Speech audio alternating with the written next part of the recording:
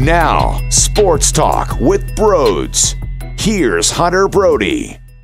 What is going on, everyone? Welcome to Sports Talk with Brodes. An outstanding victory for the Philadelphia 76ers. It did get sloppy towards the end. They had 10 turnovers in the third quarter. They finished with over 20 turnovers. So, towards the end of the basketball game, it wasn't pretty. It wasn't the greatest thing in the world, but they made some defensive stops. They continued to score the basketball, and essentially they started out so damn red hot, scoring 39 points in the first quarter, Danny Green with 11 points in the first quarter, Tobias Harris with 9, and a monster dunk, which was probably the most aggressive take we have seen him go to the rack with in a 76ers uniform since he got traded here, which is extremely awesome to see. On top of his stellar stat line after the game, he finished with 24, 9, 6, 4 steals, and 3 blocks. And before the game started, I put this out on my Twitter, and you can follow me at Brodes81.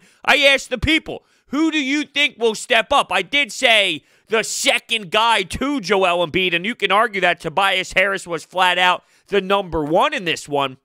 But I asked, outside of Joel Embiid, who's going to be the second guy to step up, and what do you think his stat line would be? I said Tobias Harris with 22, 8, and 5. So I was super close considering he had 24, 9, and 6. But what he did defensively was outrageous. Seriously, think about this. 4 steals and 3 blocks as well. He has taken the initiative to really develop in that area and to take so much more pride on that side of the floor. When you hear Doc Rivers consistently drill the media, the fan base, and I'm sure his players as well, with, I want to be the best defensive team in the league, well, they are clearly bought into that, and everybody is stepping up on that side of the floor, which ultimately leads to their success and their great offensive looks that they are now acquiring, and they are destroying as well. When I say destroying, I'm talking about knocking them down. And that's where the disconnect is for me, because clearly at this moment, I am in heavy dissection mode. So you go from, okay, 3-1 start, but it didn't look this way. And I know Doc said that it will eventually fall. These shots will eventually fall. But they don't fall to this degree. At half, they were shooting 54% from 3. They finished the last game after 3 quarters when they played the...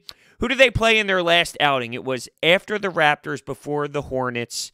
Orlando. They played the Orlando Magic, and they finished with 98 or so points after 3 quarters, very close to 100. I remember pointing that out. Well, in this game, they finished with 104 points after 3 quarters. I don't think you go from, yeah, you were 3-1, but there was a little bit of, I don't know, the team being off a bit, to this within one day.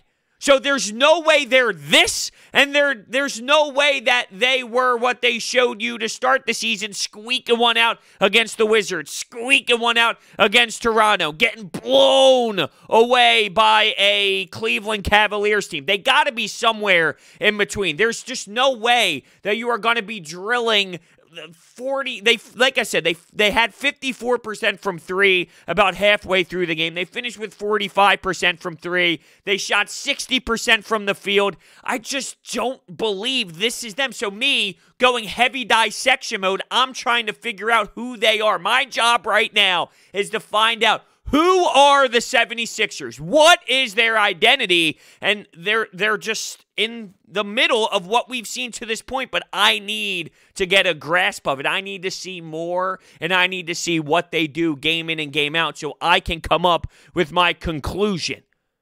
But guys stepped up, guys balled out, and how much of this is the product of who your opponent is? This Hornets team blows. I'm sorry to break it to you. They stink.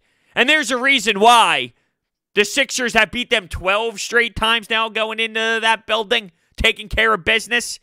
That Hornets team is bad. And I was wondering, when the Sixers were turning the ball over so many times because they were trying to pass so much, it was almost as if they were overpassing. They were trying to get all the teammates involved. At some point, someone had to take the shot or take it to the basket. They had to do something else other than swing the ball more. it resulted in turnovers. And I question, if it was any other team, if it was a competent team, would you see the opponent crack into the lead more than the Hornets did? They tried to. It was always around that 10-point lead for the Sixers, though, whenever the Hornets did make a push. If you're going up against a team that actually has talent on the other side, would it be the same? Would it be different? I'm enjoying this, though.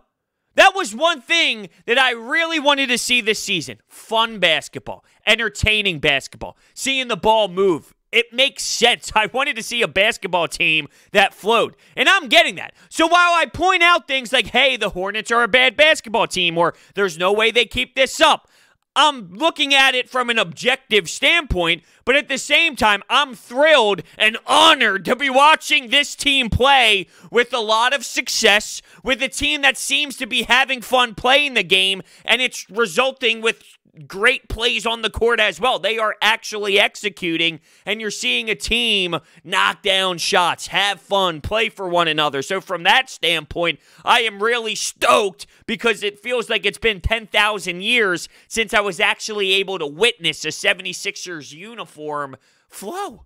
Seriously.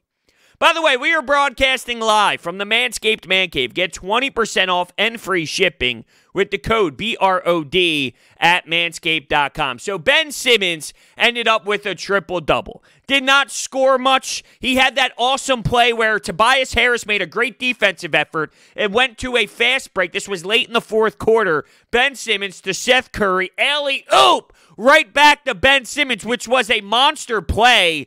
That was what he did towards the end, and he had a lot of rebounds. He had a lot of assists. He did a lot defensively.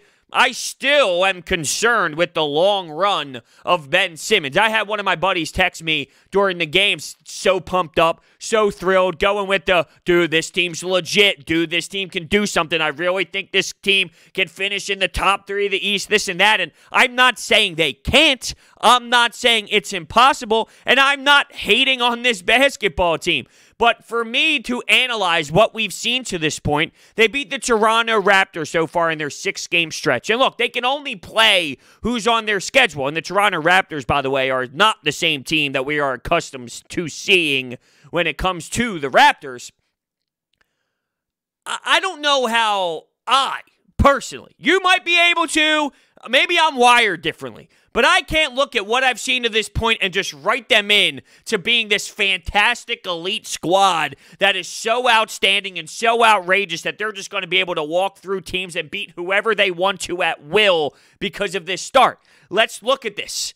Last year, they started out 5-0. How did it end? This year, they're 5-1. Now, this team, it is different. They are moving the basketball, swinging it around. Joel Embiid gets double-teamed. He kicked it out. Swing, corner 3, bang, beautiful. Execution, mwah. Ball movement is outstanding. Now, like I was saying in that third quarter, at times, it did get aggressive, and it was the downfall of the team, but they can clean that kind of stuff up. That comes with playing with one another. That comes with playing these regular season games so you can learn more about the identity of this team and get into a rhythm with your squad. So that'll all be cleaned up. That will be fixed up throughout, and that goes on Doc Rivers to kind of figure it all out and to fix those issues and to make sure that when the ball swings to a certain area, instead of trying to do it again or looking for the next teammate, make sure whoever it is in that position is willing to let it rip or attack the rim. I do question, though, and this ties into Ben Simmons and it ties into Joel Embiid, when it comes down to a 7-game series where teams are heavily involved in scouting and making adjustments, and it's a totally different atmosphere. Right now, Doc Rivers is very open about how they are drilling this into Joel Embiid's head. When it comes to the double teams, he has certain areas on the floor already predetermined with what he's going to do when that double team comes. Well, it's a lot different playing a 7-game series against a team that notices that, and oh, by the way, that team is actually a successful squad that has talent that can totally match up with your talent. So things intensify. It is different. And I know I'm looking way farther ahead and I'm thinking about the postseason, but the way I'm trained is when I watch a basketball team, this isn't the NFL. When you see the Eagles play a certain way on Sunday and you go, damn, that's their ceiling, they can really do that. that vibe on what they do when it's their best version of themselves is different than in the NBA. There's so many games, there's so many different nights, and it's so watered down. The league isn't as competitive as the NFL is. The Any Given Sunday, yeah, that does happen throughout these regular season games, game 28, game 32, game 35, but the level of talent on some of these basketball squads are just so egregious that it doesn't really relate the same way. I don't want to look too far ahead, but the way I analyze this sport is you can be thrilled about a win, and you can be thrilled about a Saturday night game early in January, game 6 of the season against the Charlotte Hornets, who don't have a damn soul besides Terry Rozier, who's banking threes off the window for his 35-point performance. And oh, by the way, here's another guard just finding a way to put up shots and put up points against the 76ers. You name it.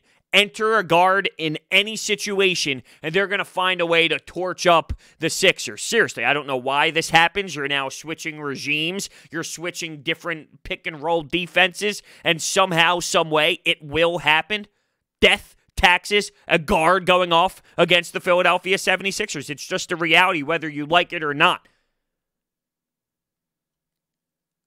I know that this doesn't relate to playing the Boston Celtics in 7 games, to playing the Indiana Pacers in 7 games, to playing the Miami Heat in 7 games. And that's a flaw on my own, because I feel now I'm at the point where it's taking away the fun of regular season basketball. I want to enjoy this ride. I want to enjoy this journey. I want to sit back and just relax and watch a team stroke a bunch of threes and watch Danny Green score 11 points in the first quarter and watch Seth Curry drop 21, making me look like an asshole, shutting me up because he's killing it. He's knocking down threes at will, and not only that, he's willing to take it to the basket and take it to the cup. And oh, by the way, he's also doing it on the defensive side of the ball as well at times in this game. So he's all around the map making plays happen. I just wish that I could fully enjoy every single little moment of it. And there was a time where I did, but now it's like I'm in full transition of what can this team really do?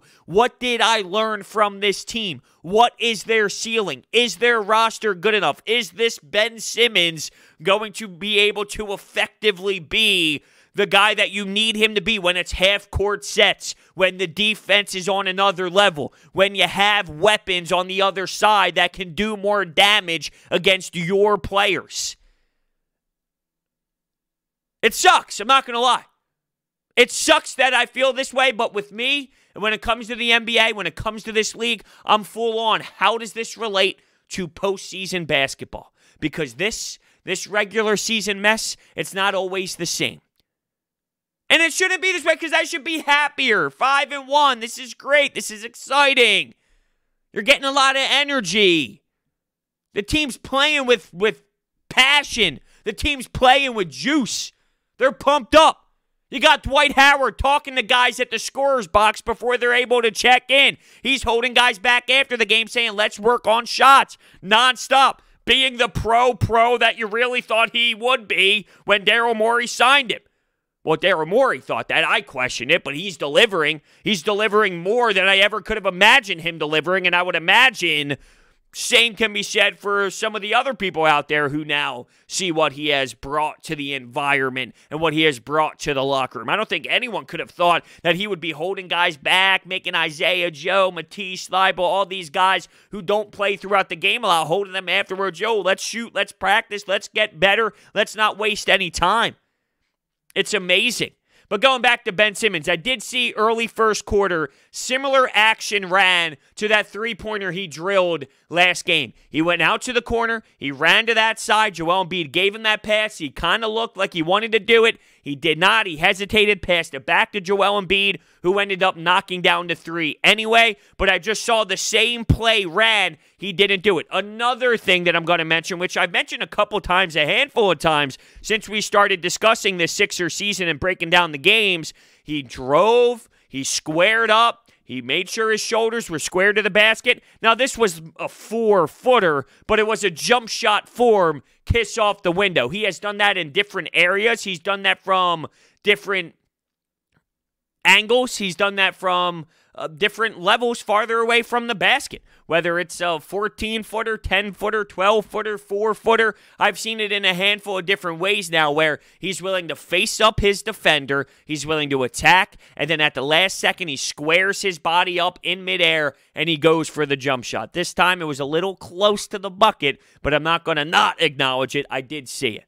What does this mean? I have no clue. He's definitely padding the stat sheet, and you're seeing it. You're seeing the assists, you're seeing the rebounds, and Doc Rivers hits you with the quote of, you count the threes, we will count the wins. Keep that same energy, Doc. I love what you've done so far. I really enjoy watching you on the sidelines. I know how much of a professional you bring to the game of basketball, but wait, because I haven't seen this guy succeed when it mattered most yet, when the game is not a fast break game, where the game is super slowed down and intense, and it's a different level of basketball, where Ben Simmons might not be able to get away with all this jumping up in the air and looking out to make passes. How many times have we seen that? I feel like he's going in another direction, doing it even more. There was a time where we were pulling our hair out because he would leave his feet, look for one of his teammates, and it was so stressful. It seems now, at least, that he's doing it even more. And maybe he can because there's more spacing on the floor, and there's no doubt that the spacing is so different. It changes the entire offense. It allows you to do so much more. It makes you feel out defenders differently. I saw so many clips throughout film where Joel Embiid was at the low block. He's banging away, the help defender somewhat teasing that he will have to commit if it gets to a certain level, but he was unwilling to leave anyone wide open from the three-point line because the Sixers actually have talent who can shoot the three ball. So you can see it when you watch film, when you go back and study the tape, how much of an impact these shooters just standing around the perimeter really have, just from Joel Embiid. That doesn't even talk about anybody else in play. But with Ben Simmons, I swear to God, he leaves his feet, looks around, tries to find these passes, and he does. He is stellar at it. I think it works against the Charlotte Hornets. Will it work against some of these other teams? It's a fair question. Don't get mad at me for looking at this from an objective standpoint. Is this a product of playing the Orlando Magic? And I don't care that they're 4-2. They don't really have anybody. And is this a product of the Charlotte Hornets? You want to rip Brett Brown to pieces? Well, Brett Brown was consistently beating the Charlotte Hornets team. Did you hear the record that they have against this team? Well, what does that tell you? If Brett Brown was some horrendous coach, what does that tell you? And I do not like that I feel this way, but I don't pretend to feel a certain way and express it. This is natural. This is me. This is how I see things. This is how I break things down after the game. A lot question, Brodes, do you hate this basketball team? Do you want them to fail? No, I don't want them to fail. Why would I want that? I just take longer to be fully committed to saying a certain thing about a team. It takes me so much more time. I'd rather wait,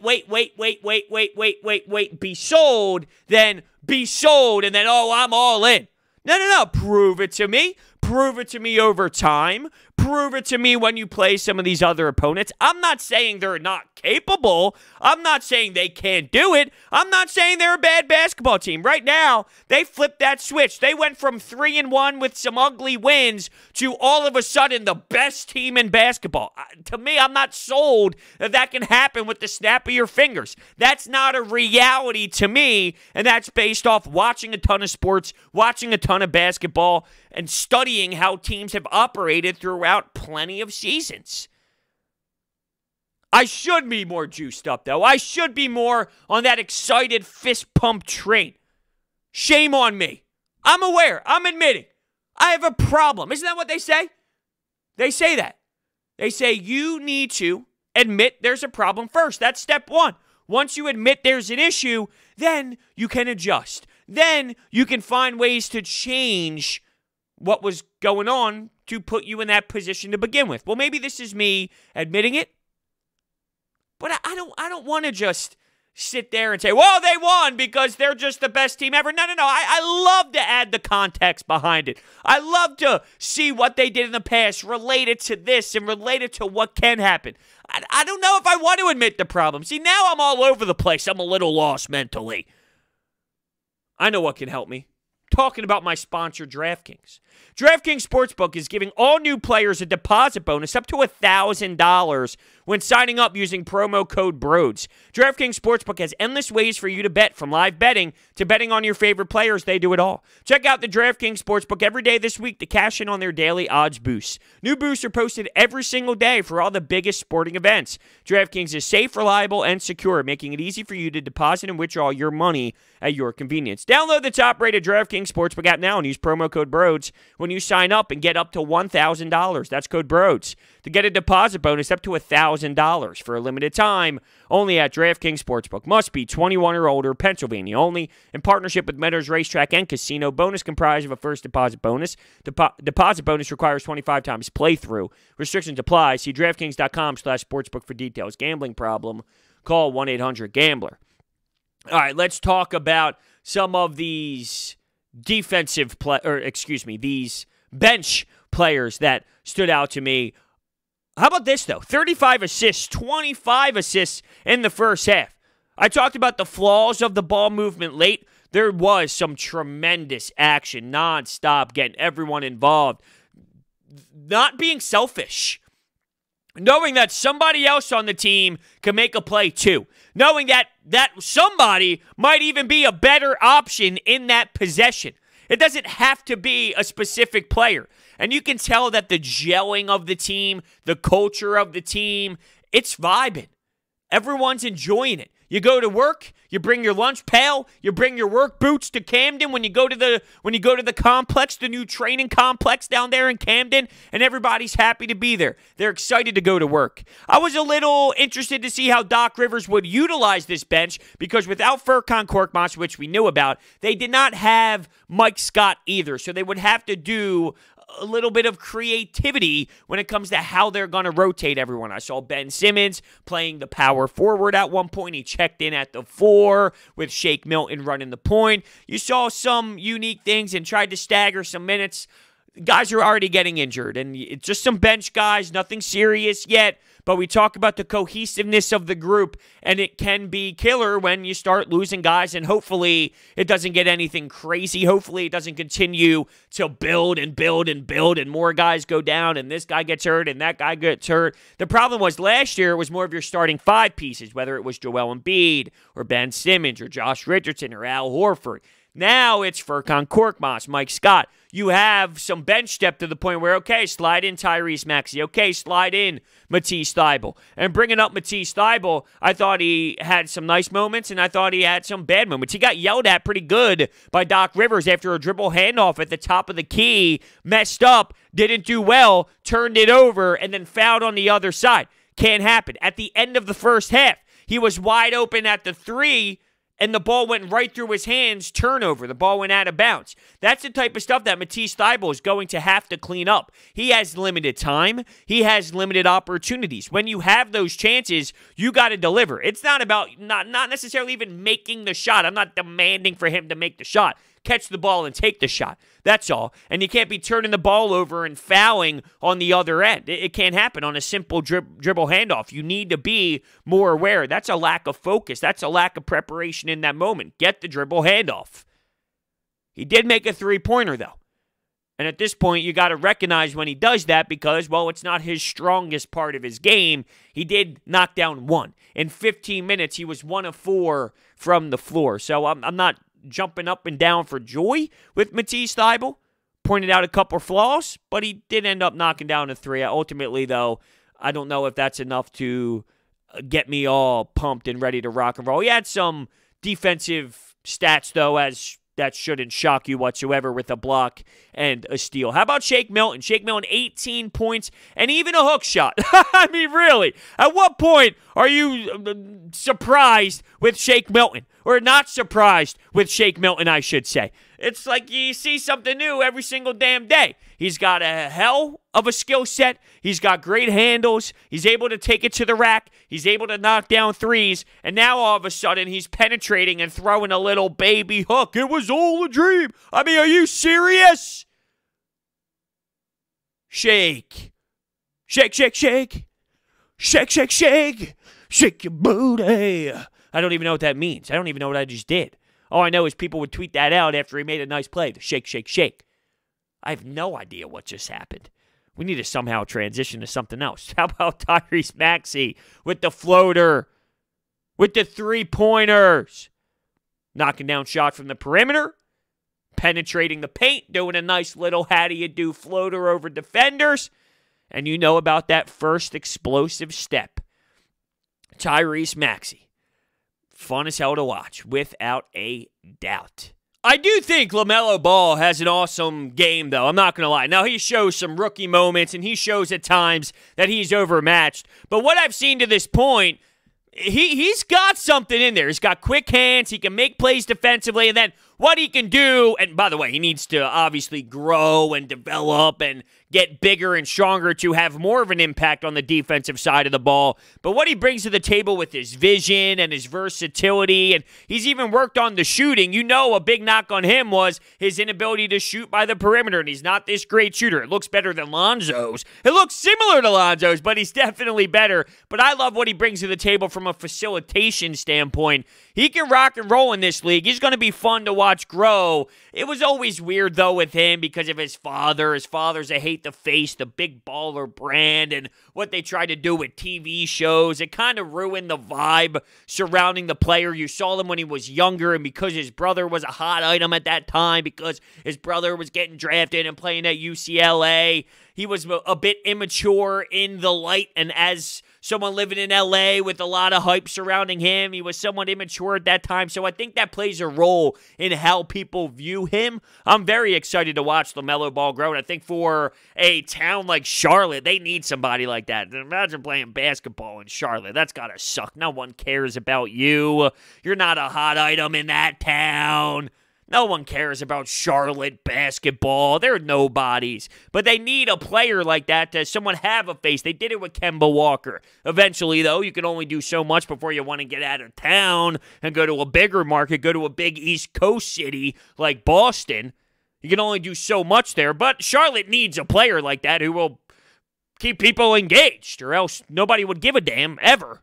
And that's reality. Terry Rozier ain't cutting it, even if he drops 35. No one's there to see Terry Rozier. Come on. And Cody Zeller was out as well, which played a role in how they would have attempted to stop Joel Embiid. Not that I think there was ever actually a method to stop Joel Embiid. All right, I need to let you know about my friends at Orbit Energy and Power. With over 20 years of experience in the industry, Orbit Energy and Power is home to your solar experts in residential and commercial projects. They are dedicated to making sure your project is completed easily and properly by using high-quality materials and trained professionals. To get the job done right, their solar program helps eliminate your electric bill completely. They also provide water purification systems, backup energy services, battery storage, and more. So check out their information down below. You will not regret it. Thank you all so much for listening. You have a back-to-back with this team, or a two-game series, I should say, not a back-to-back. They don't play tonight and tomorrow, but they play their next game against Charlotte. So it's a two-game series, Saturday night, Monday night. Let's see if they can blow the doors off of them once again. Thank you all so much, and I will see you next time.